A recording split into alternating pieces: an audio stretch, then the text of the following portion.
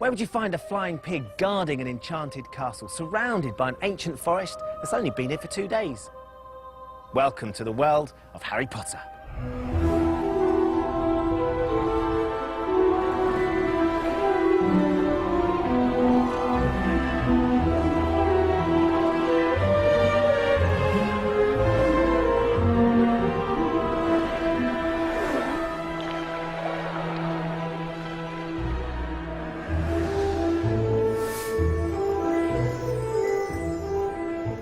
We've come behind the scenes during filming of Harry Potter and the Half-Blood Prince, the 6th film in the series. And the most exciting thing this year is, I'm going to be in it!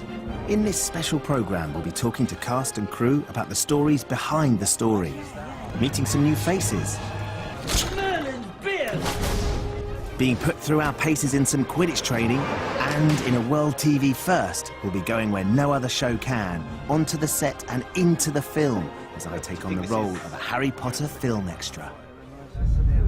But first, let's catch up on what happens in this eagerly awaited chapter of the Harry Potter story. Voldemort is tightening his grip on both the Muggle and Wizarding worlds, and Hogwarts is no longer the safe haven it once was.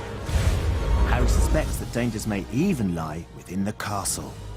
Once again, I must ask too much of you, Harry.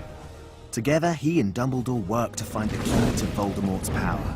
Now get out of here at once! Peter's also on elsewhere as teenage hormones rage across the ramparts. Hey, she's only interested in you because she thinks you're the chosen one. But I am the chosen one.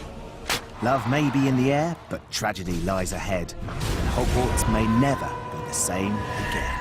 Harry's character is obsessed in this film with two things. One is Draco Malfoy, who is convinced has become a Death Eater, and so he follows him. And he's absolutely sure that Draco is up to something really devious in this film. The other thing is a book, which is his potions textbook, which he's got a very, very old copy, and it's got lots of scrawls in it of someone who used the book ages ago. And the book has a bit in it where it says, "This book is property of the Half-Blood Prince," hence the title of the film. Who's the Half-Blood Prince? Who? That's what it says right here. This book is property of the Half-Blood Prince. And so part of it's about Harry's obsession with this book and the fact that he kind of won't be parted from it. He's kind of addicted to it. Let's have a look, shall we? No. I think this one's a lot lighter than the last one because I think the 5th one was quite a scary sort of atmosphere. And you still get this with this one because there's a lot of sort of scary things going on in the Muggle world now. You definitely sort of sense the Voldemort sort of presence. And there's quite a lot of romantic sort of storylines in this one, so it should be quite fun. Hermione's a mess in this one. She's not the best in potions anymore because Harry's got this special book. And Ron's off snogging Lavender somewhere, and that's kind of rubbish. She's getting all these feelings, and she doesn't really know how to deal with them. She's definitely struggles. Yeah, she's out of her depth in this one, which is really nice because you see a kind of much more vulnerable Hermione, I think. And the film sees Harry's old adversary, Draco Malfoy, rising to a dark challenge. He's always envied Harry for being the all-seeing, all-dancing chosen one, so this is his chance to be the equivalent on the dark side, so he revels in it.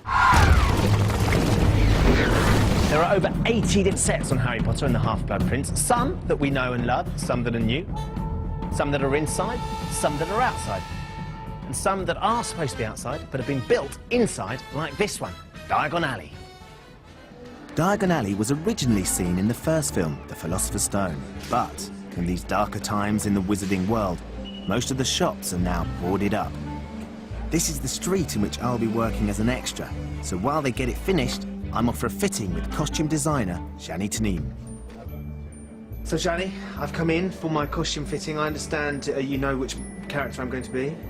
Yes, you're going to be an extra in Diagon Alley, one of the dad. One of the parents? Yeah, one of the parents, and one of the dad going to buy books.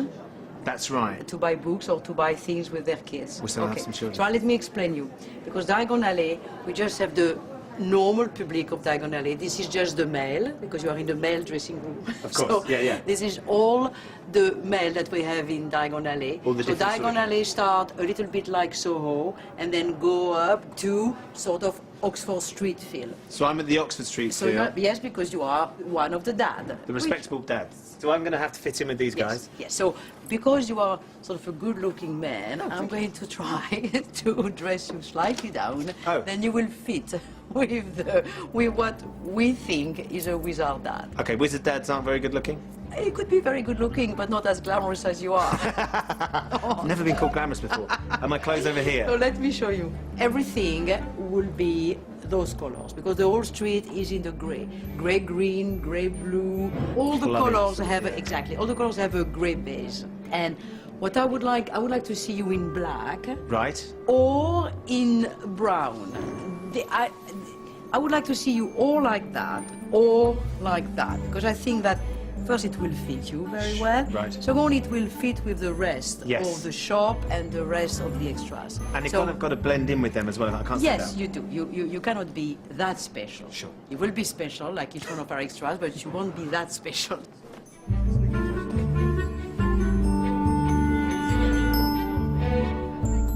Let me look at you, Ben. It is our sort of wizard, and it is not yet made for you. When we will finish the trouser, when we will, you know, steam everything, make it on your size, make it really all perfect, it will be beautiful. Believe me. Now we just need to audition my children. Oui. Next step. Coming up after the break, we discover how the filmmakers did this to one of London's most famous landmarks. And we meet the new potions professor, who may hold the key to the secret of Voldemort's power.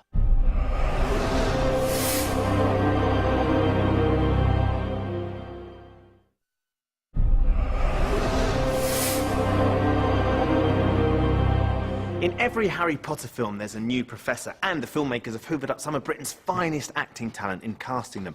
Now, I've come down today to meet Professor Slughorn, who's Hogwarts' new potions master, and I've been told to hang around here. Oh, sorry. I didn't see you there. Professor Slughorn is someone who years ago was the potions master at Hogwarts and is the person that Dumbledore recruits this year to come back, not only to teach potions, but also because Dumbledore thinks that Slughorn has information on Voldemort that he is too ashamed to admit to knowing. And Dumbledore sort of uses Harry as bait in a way, because Slughorn's obsessed with the idea of fame and power. And so Harry is sort of the most famous, certainly young kind of wizard of his time, is the perfect sort of ploy to get Slughorn back to Hogwarts, because Slughorn would want to be around someone like Harry. And Slughorn makes an unusual first appearance in the film. Dumbledore and Harry come into this house that has obviously been ransacked, and there is a purple striped armchair, and Dumbledore performs a bit of magic, and out of that armchair evolves Horace Slughorn, who has disguised himself as an armchair. So there's a bit of special effects In straight lavender off. purple pyjamas. In lavender, in the same material as the armchair. It's a very good entrance to a film.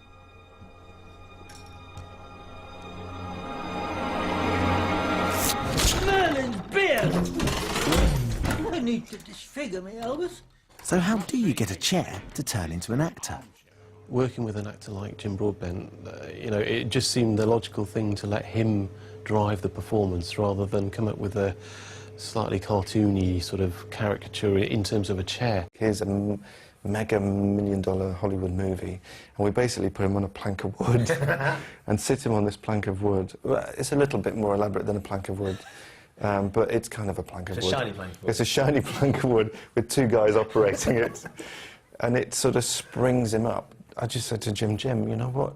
Imagine you're a chair and then you're turning out of a chair and you have to shake all this fabric off. And he did this rather eccentric, crazy, quite funny acting transformation from a chair to a human, all in a performance. And of course that was great, because from there, using our designs of what we wanted the chair to look like, we then started animating on top, you know, rotoscoping his performance, then looking at how the actual chair itself would shrink and come back into his true proportions. And just working off him seemed to suggest that actually using cloth as an interesting technique would be quite a good way of resolving the chair and turning the fabric of the chair itself into the pyjamas that he was wearing. Creating a visual effect is a process which involves filtering ideas from many different departments into one end result. Sometimes you start off with some particular view in mind, but by the time you get to the end, it's gone through many iterations and turns out to be something quite different, because you've either discovered something new en route, or you've discovered something that you thought would work, it doesn't work, and it's not very comfortable, it's not very funny, or it looks like a visual effect. And so it is a very subjective journey that we take. Horace's weakness is that he has a